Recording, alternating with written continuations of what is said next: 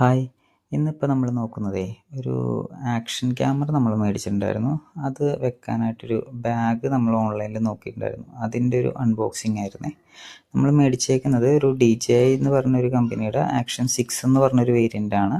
അതിനകത്ത് 2 മോഡൽ വരുന്നുണ്ട്. ഒരു സ്റ്റാൻഡേർഡ് മോഡലും ഒരു അഡ്വഞ്ചർ പാക്കും വരുന്നുണ്ട്. അതിൽ നമ്മൾ അഡ്വഞ്ചർ പാക്കാണ് നമ്മൾ മേടിച്ചത്. ഇത് ക്യാമറകളിൽ വ്യത്യാസമൊന്നുമില്ല, സ്റ്റാൻഡേർഡും അഡ്വഞ്ചറുമായിട്ട്. പക്ഷേ അഡ്വഞ്ചറിനകത്ത് എക്സ്ട്രാ 2 ബാറ്ററിയും ഒരു സെൽഫി സ്റ്റിക്ക്, 1-2 മൗണ്ടിങ്ങും കാര്യങ്ങളൊക്കെ വരുന്നുണ്ട്. അപ്പോൾ അതൊക്കെ ഒരുമിച്ച് ക്യാരി ചെയ്യാനായിട്ട് നമുക്ക് ഇതുപോലത്തെ ഒരു ബാഗ് ഉണ്ടെങ്കിൽ നല്ലതായിരിക്കും. അതുകൊണ്ടാണ് നമ്മളങ്ങനെ ഒരെണ്ണം നോക്കിയത്.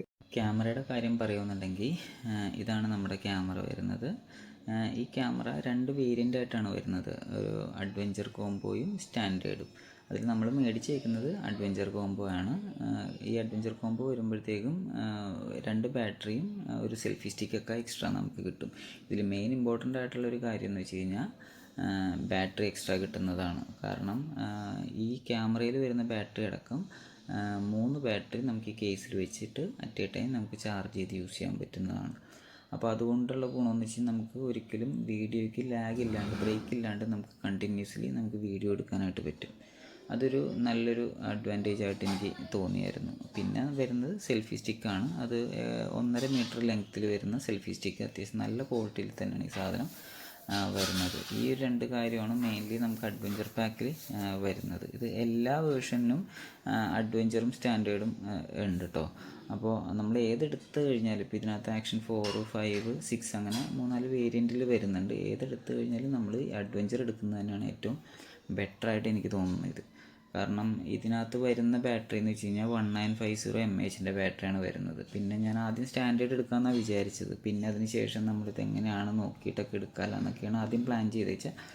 പിന്നെ ഞാനത് നോക്കിയപ്പോഴത്തേക്കും ബാറ്ററി സെപ്പറേറ്റ് നമ്മൾ മേടിക്കുമ്പോഴത്തേക്കും ഇതിൻ്റെ DJIയുടെ തന്നെ ബാറ്ററി മേടിക്കാനായിട്ടാണെങ്കിൽ അത്യാവശ്യം നല്ല റേറ്റ് വരുന്നുണ്ട് സെപ്പറേറ്റ് മേടിക്കുമ്പോഴത്തേക്കും. കോമ്പിനേഷൻ ടൈപ്പ് വേറെ കമ്പനികളുടെ അവൈലബിൾ ആണ്. പക്ഷേ അതിനകത്ത് വരുമ്പോഴത്തേക്ക് mAh 1750 പിന്നെ 2100 ഒക്കെയാണ് വരുന്നത്. അപ്പോൾ അത് വേണ്ടല്ലോ എന്ന് വിചാരിച്ചിട്ടാണ് പിന്നെ ലാസ്റ്റ് കോമ്പിനേഷനിലോട്ട് തന്നെ പോയത്. അപ്പോൾ മേടിക്കാൻ നേരത്തെ മാക്സിമം അഡ്വഞ്ചർ വേർഷൻ തന്നെ എല്ലാവരും മേടിക്കാനായിട്ട് നോക്കുക. ഇതൊക്കെയാണ് നമ്മൾ പറയാനായിട്ട് ഉദ്ദേശിച്ചത്. ഇത്ര സാധനങ്ങളൊക്കെ നമുക്ക് ഈ ബാഗിനകത്ത് വെക്കാൻ പറ്റും.